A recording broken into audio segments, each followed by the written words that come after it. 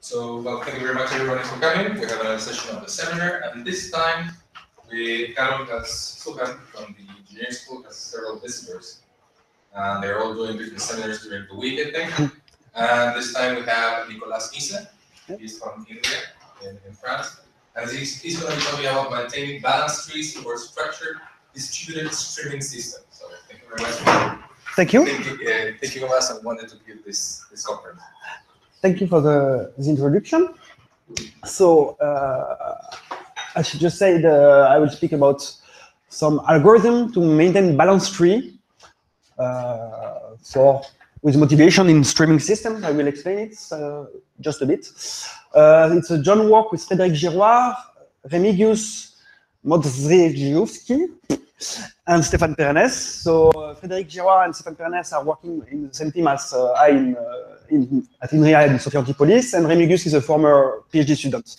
So this work has been done like 5 years ago. It's a bit old, but Carol wanted I speak about it. And the recent publication in journal here, if you are interested, here is the reference. And I should thank Frédéric for his slide. Most of the slides are his slides.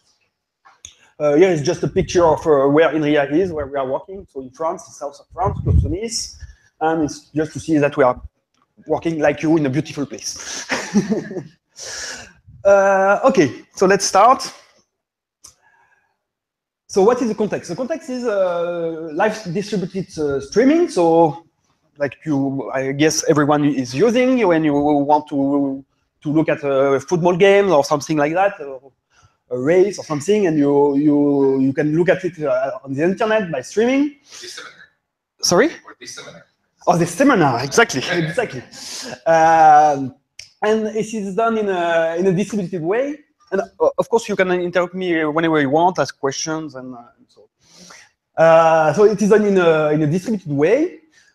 There is one source, and like in the picture, I don't know where is the source. Probably this. Well, I don't know. There's one source, and there are multiple recipients. And the important thing is that is done like in a peer-to-peer manner, let's say, since each recipient can propagate the signal, the information. So each recipient does not only receive the information, but also propagate it. Okay, so that's the context. So there are many advantages, of course, to do this kind of things. It's cheap because each user provides its own resources, is used as a resource, and it's scalable because each time a new node, a new user is coming, it also gives new resources to propagate the signal, the information. So there are two goals to deliver the movie or the game. Two goals must be achieved. That all nodes must get the data with a good delay. Of course, when you look at football games, you want to see when there is a goal, not 5 minutes later or something like that. And you want also to ensure a good bandwidth usage. And the difficulty comes from the fact that the system is highly dynamic. There are a lot of nodes of users that arrive, leaves, and so on. That's what is called churn when nodes arrive or leave the system. And this is done at a high rate, so it will come with difficulties. We have to handle these things. Okay, so there are several ways to design networks to do this kind of thing of streaming. One way is to use structured systems, structured networks. So we use a known network, which is somehow static. The diffusion of the data is done on an explicit tree. And this can be done the opposite way is with unstructured system, where the diffusion is done via a random connection. So on one side, connections are well established between nodes. You want to be sure to have this kind of network. On the other hand, you can have random connection. So the first way has some advantage. You can, since you somehow you control the network. You can propagate the data, you can broadcast the data in an optimal way when there is no failures. But the problem is that since there are failures, since there is some churn, it's difficult to maintain the structures that you want, so it's prone to destruction. On the other hand, with unstructured systems, since the diffusion is done through random connections, it's more robust, okay? Because when a node leaves, some new connection can be done randomly. It's more simple. And it has also been proved that using this kind of way, there are algorithms that allow to spread the data in an optimal way, but up to a constant, even when there are failures. So this is a paper of Bonal, Massoulier, Mathieu, and Perino and Cook. Okay, so that's more or less the context. And what I want to talk about, what we did in this work, we considered the unstructured system, and we proposed an algorithm to broadcast the data that we want to be not only optimal up to a constant, but optimal, really optimal. I will explain what I mean optimal, by optimal. So that's what our contribution. We want to keep the advantage of the structured system on one side, for instance, to broadcast through a diffusion tree, which is kind of simple. But we also want to keep the optimality, but in an unstructured system, let's say. So what we did, we just proposed a simple way to repair a tree in the network when there are some disruption, some churn. So let me repeat what is our problem. We will have a diffusion tree for broadcasting the football game, for instance. Due to the churn, this diffusion tree could be broken, and we will repair it in such a way that we ensure a good delay for the data, for receive the data, and a good way to balance the bandwidth usage. So I think that's what I said. So we want to keep the tree close to a balanced tree under not failures. I will precise what I mean by balanced tree. This will be in a fully distributed way, and we want that to repair the diffusion tree is done quickly. And from now on, what I will explain you is first the algorithm, which is very, very simple. And I will give you some ideas on how we analyze its convergence time. That's more or less the plan of the outline of the talk. Okay. Just a brief detour through self-stabilization. Since I told you I will speak about a distributed algorithm, there is an area in distributed computing that is called self-stabilization. So just to define it, distributed system is said that or distributed algorithm is said self-stabilizing if distributed system is self-stabilizing if for any good configuration in the green here, let's say it's the set of all good configuration. After a failure, your system could go into some illegal configuration. But if after some time, during some time, there is no other failure, what you want is that your algorithm come back in a good configuration. More precisely, an algorithm is self-stabilizing if whatever be the initial configuration, whatever are your variables, whatever are your states, and so on, your algorithm will, after some time, if there is no problem, no other failure, go back to a good configuration. So it's not exactly, our algorithm is not self-stabilizing, but I think it's a good picture to see what I will present you. Our algorithm do as follows. We broadcast through a good good tree, good diffusion tree. I will explain what is good.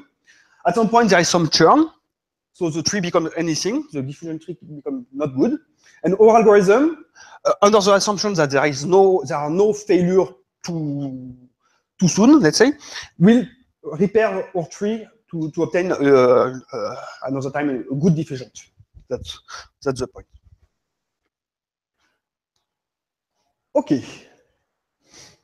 So, what is a good diffusion tree? What we call a good diffusion tree is a well-balanced tree. So here in the presentation, I will focus on binary tree. So you can see, so the source is always the root of the tree, the source of the data. You see that to have a good usage of the bandwidth, you would like that each node has not too much children in this tree. So here I will focus on binary tree. So each node will have only 2 children. We'll send the data only to two other nodes. And you can also see that the delay of the propagation can be represented by the depth of the tree. So basically a good diffusion tree will be a complete binary tree or a balanced binary tree where all nodes are more or less at the same depth. And that's what we want. That's what we call an optimal regular balance tree. Okay, so that's the initial picture. Everything goes well. The propagation is done through this tree. And at some point, one node is leaving because the game is not interesting or something, the football game is not interesting or anything, or my seminar is not interesting, so they leave. So what we assume is that in this case, each node that were attached to the node that is leaving will be attached to the root. Okay, so you can see on this picture, if you remove this node and attach these 2 nodes here to the root here, now the root will have degree 3, will have 3 children. So the usage of the bandwidth will not be that good, and we will have to repair the tree. And I will explain you our algorithm to do that. What happened with the delay? Would be 1 or 2? Sorry? The delay, you said the delay is like a difference. Yeah, so here's the delay. Okay, when there is a difference of 1, for instance, if you have a here's the delay. Now the delay was 2 between. The delay was 1, 2, 3, let's say, and it will become 2. So again, when a node fails, its children are attached to their grandfather, so to their grandparents. Okay. Yeah, so possibly change the delay. So what are the problems that are caused by these kind of things? First, we could have what we call overloaded nodes, so node with too much children, so which implies a loss in the bandwidth. So for instance, here, this node, which is overloaded, there are too many children. We want a binary tree, so here there are 4 children, it's too much. Due to the churn also, we could have underloaded nodes. That means nodes that have only one child, yes, so like this one. And we could also have unbalanced nodes. So by unbalance, with a node is unbalanced if the subtree of both of its children, the size of the subtree below it differs by more than 1. So here, if you look at this node, this red node, it has 3 children with size, one subtree of size 1, and one subtree of size 5. So we say it's unbalanced because the size differ by more than 1. And all the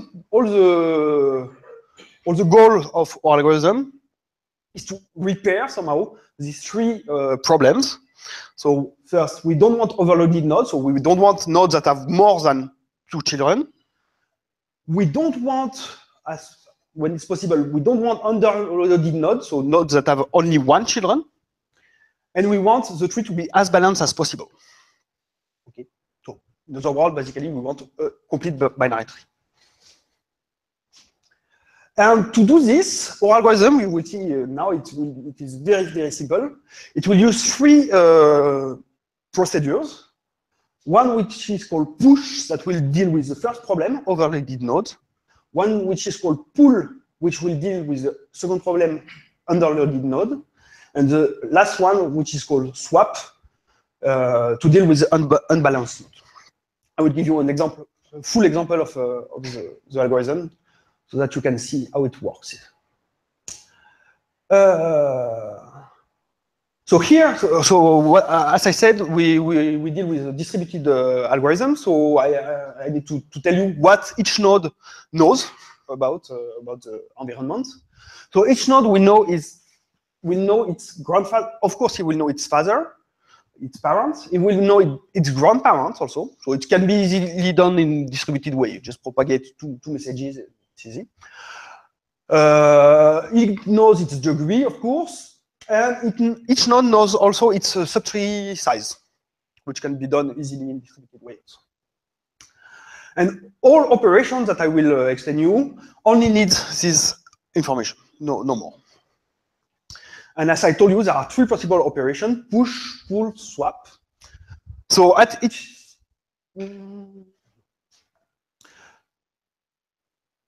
let's say at each step, one node will see if he can do a push, he will do push.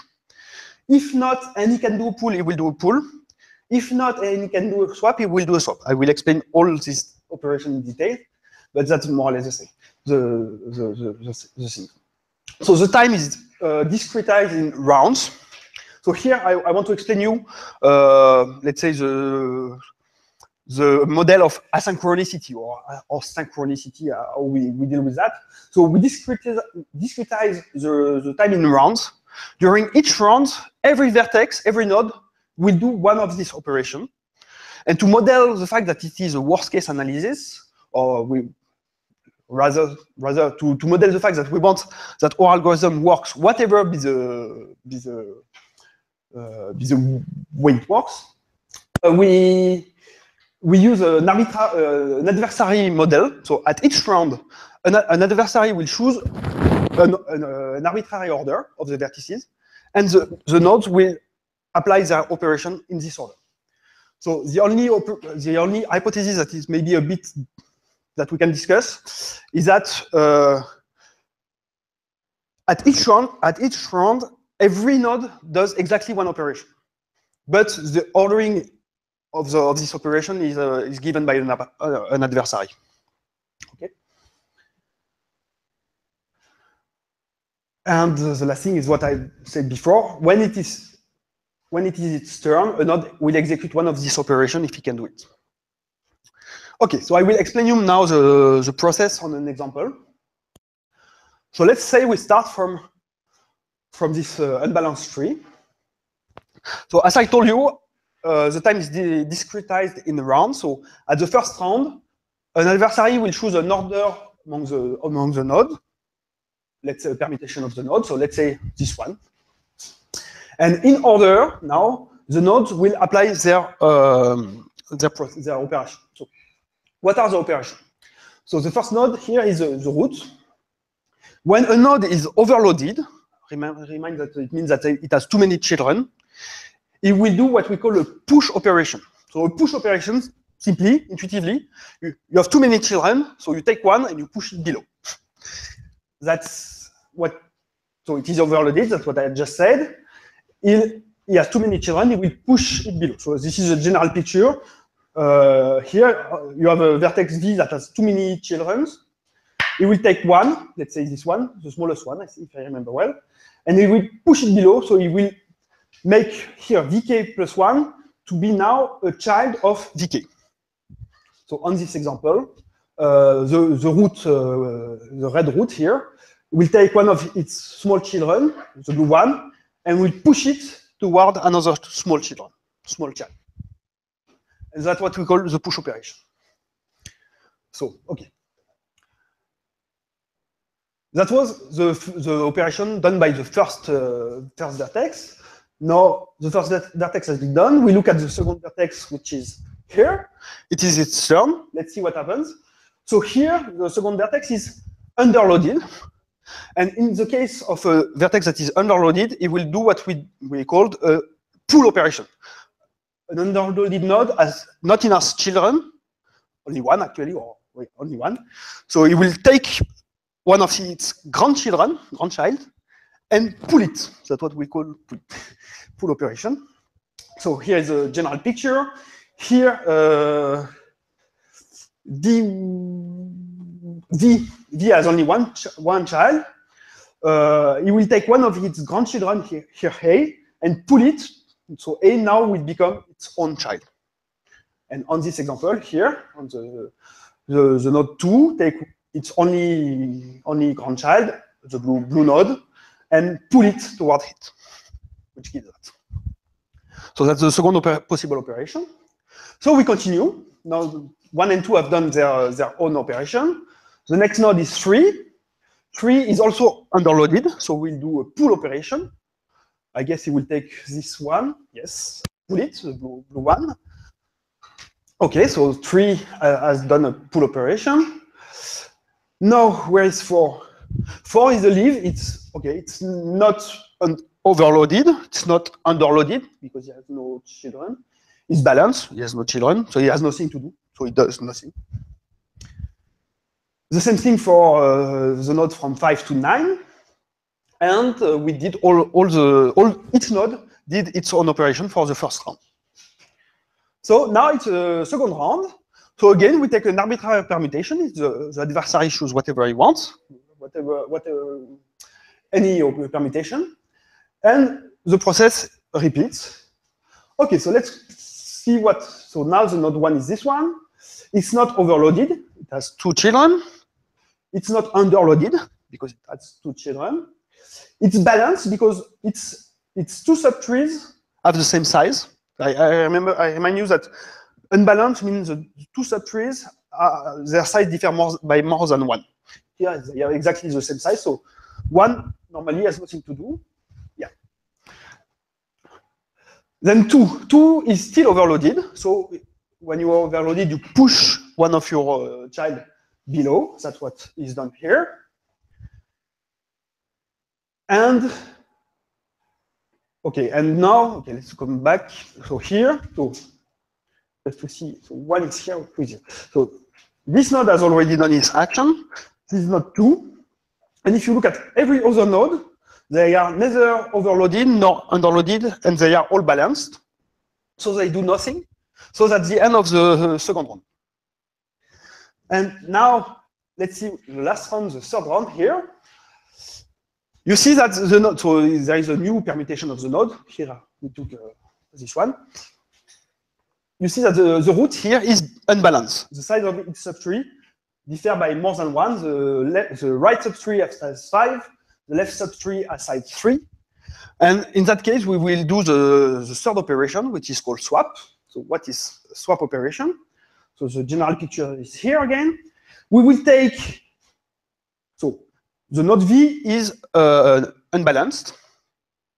We will take one of the, let's say, grand subtree on the left, and one grand subtree on the right. So here it's the subtree rooted in A and the subtree rooted in B, and we will exchange them, just switch them. So that's the swap operation. So I don't go into the detail. We don't swap any subtree.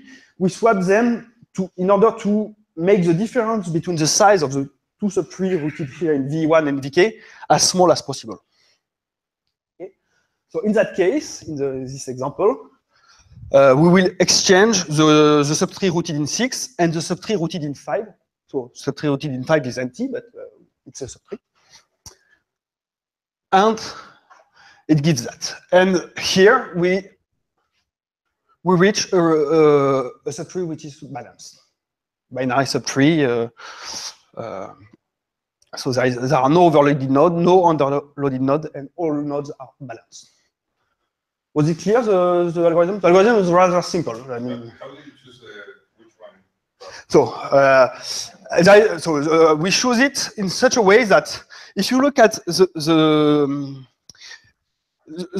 this size minus this size is minimum.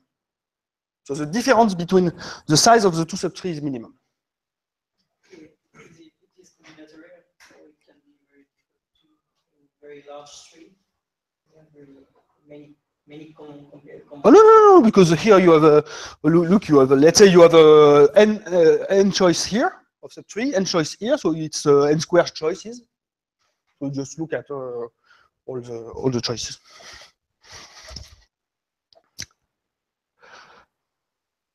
Okay, so that was the very simple part. The algorithm is completely stupid, let's say, not very natural at least.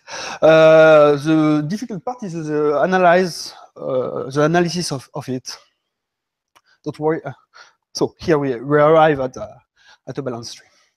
So the question is, first, if you start from any tree, does this algorithm converge toward the balanced tree? That's not completely obvious. Possibly, maybe you do a swap operation, and then you must do another swap operation, and a push operation, and a pull operation. Maybe it could loop. I don't know. And the second question, if it converge, what is the convergence type? That was the main question we asked in this work. Okay, so if I present this algorithm, it's because, of course, it converges. It's not very difficult to see. What we proved is that we can prove, it's easy, I will show you that there are trees for which you need at least n rounds to converge. And what we were able to prove is that for any tree, starting from any tree, you will need at most n square rounds to converge. As you can see, there is a big gap. That's one of the open problems. I don't know. We were not able to fill this gap. And I will give you some hints on how we prove these two things.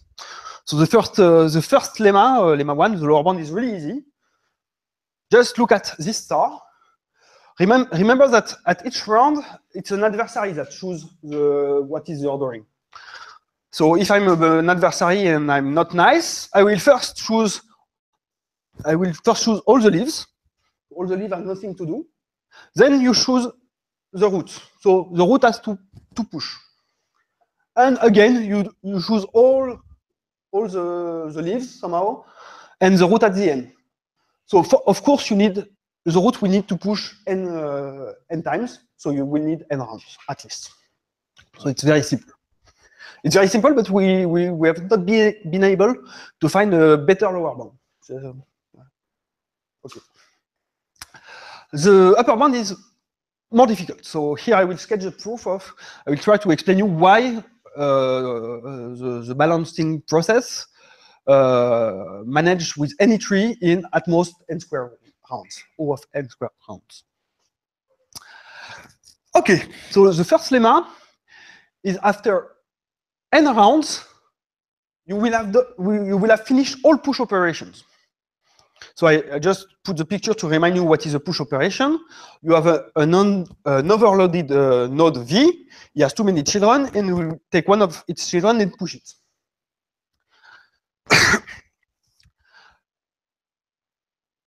So how you can prove that it will be done after O of n rounds?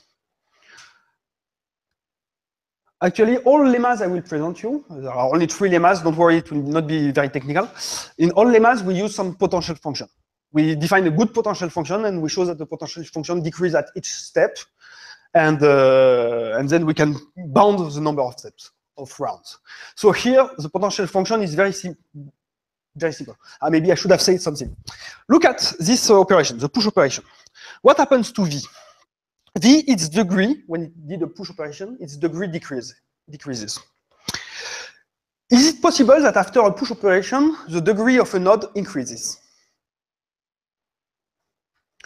Yeah, it's possible. But look, for instance, here Vk, its degree seems to have increased, right? But there are several cases, I will not go into the detail, but Vk, it will also be, it will also have to do some operation. If it's later, it will also push this subtree. So at the end of the round, its degree will remain unchanged. Okay, so sometimes the degree, in few cases, the degree can increase, but not that much. So more precisely, at each round where there is at least one push operation that is performed, at least one node will have its degree decrease. The one that push the most above one, the upper one, thank you. The upper one that will do a push, for sure, its degree will decrease. And for most of the nodes, their degree will not increase. The only case is when they have degree 2 and they may get a third degree, but that's all. And so using this potential operation, you just sum over all degrees the max, okay, of the degree of the vertices minus 3. This potential function, after each round, decreased by at least 1. And of course, it's the sum of the degree, so in a tree. So initially, it was at most n, the number of nodes. So you have at most n rounds where there is a push operation. So don't worry if you don't understand the details. It's not difficult. What I want to emphasize is the use of potential function here, because that's what we use every time. So to summarize, first lemma, or lemma 2 here, after n rounds, there is no push operation anymore. Say differently, there is no overloaded node. Every node is either has 2 children or is underloaded, only one child. So now we are, in this case, no overloaded nodes. The second thing that we prove is that let's say it differently. When there is no push anymore, we can prove that there are at most n square round, where there is a pull operation. I don't mean these n square rounds are consecutive. They might not be consecutive, but there are at most n square rounds where there is a pull operation. I just remind you what is a pull operation. You have a node that is underloaded, it has only one child. It will take one of its grandchildren and put it as its child. And again, we use a potential operation. So you see that when you pull a node, here A has been pulled, what you decrease is the distance of many nodes to the root. And here it's very easy.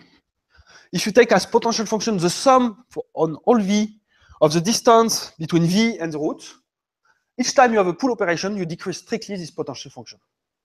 And this potential function initially is at most n square.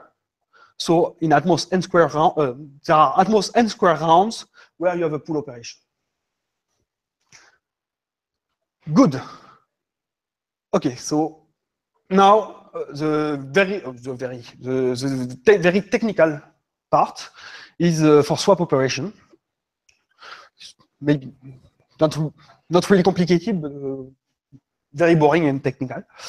So I remind you what is a swap operation. You have two subtrees that are not well balanced. Their size differ too much. The subtree rooted in V1 and the subtree rooted in Vk. So you will exchange two grand subtrees, the one rooted in A and B. So do you have an idea of what could be a potential function here? I ask this to you because maybe you will get a good idea with a good potential function and to solve the open problem I mentioned. Because on potential function is a bit messy and it does not give, it's not very good. So a natural, let's say, a natural potential function would be, if you look at this vertex, you look at the difference between the size of its left subtree and the size of its right subtree. So it works, it would work, but with this potential function, we can only prove that the whole process converges in n cube rounds. Don't ask me why, I don't remember, it was 5 years ago, but so it works, but it's not efficient enough. So we had to define a more involved potential function, and we show that its initial value is bounded, that this potential function that I will not really define, sometimes it can increase, but not too much.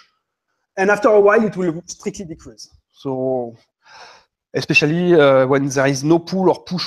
So we know that push operations are terminated after n rounds.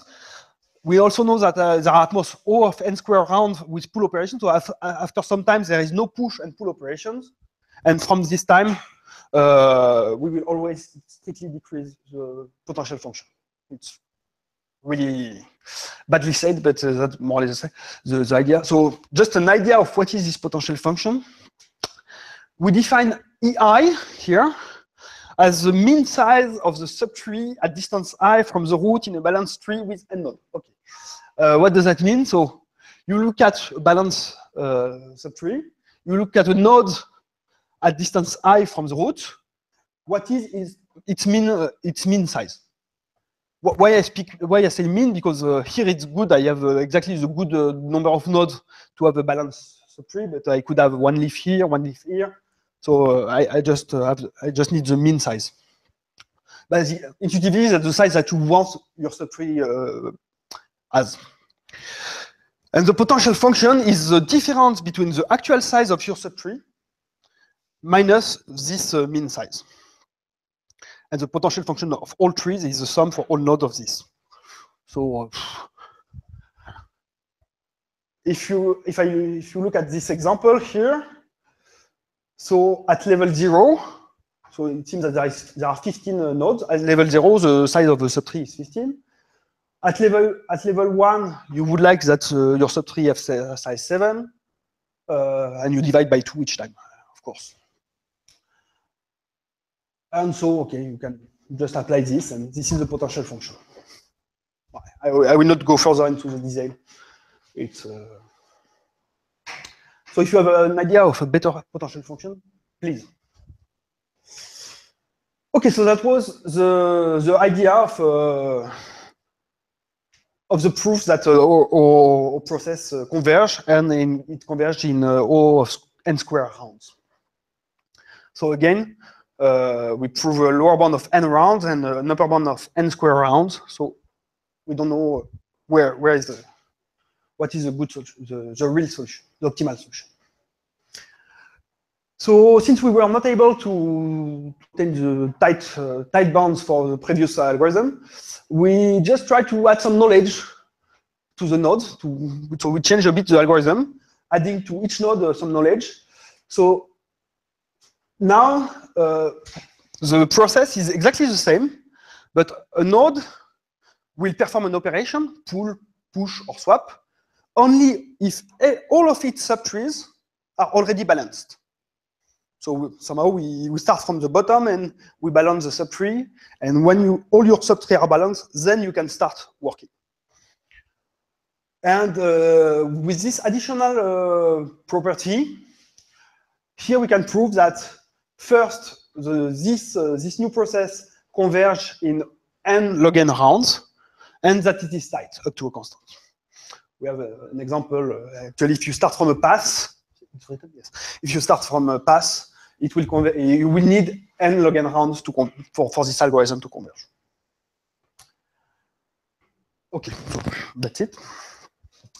We also did some, so that's it with the mathematical part, let's say. We did some simulations.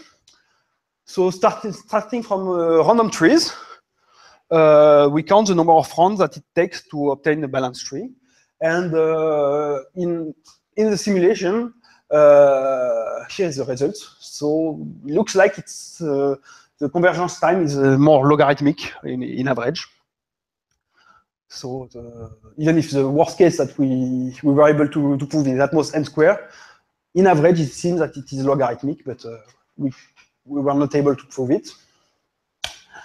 And I think that's more or less this. So now I can just conclude with some open question. And so the first one I already mentioned, it is close the gap of our algorithm between the upper bound of n square rounds and the lower bound of n. It would be good to formally study the average behavior of this algorithm. So is it true that in average you need log n rounds to converge? And okay, here all what I mentioned today was okay. There are some. You start from any tree and you try to repair it, and there is no churn while you are repairing it. What if there are churn all the time? So the thing is that if you start from a balanced tree, if your initial tree is balanced, even if there is a lot of churn, in average, all algorithms should repair the tree quite well in log n steps, log n rounds. Why? Because if you start from a balanced tree, half of the nodes are leaves. So half of the nodes, if there is churn, you have a 50% of chance that it's a leaf that leaves. And in that case, you have to do nothing. So intuitively, our algorithm should work well even if you have churn all the time.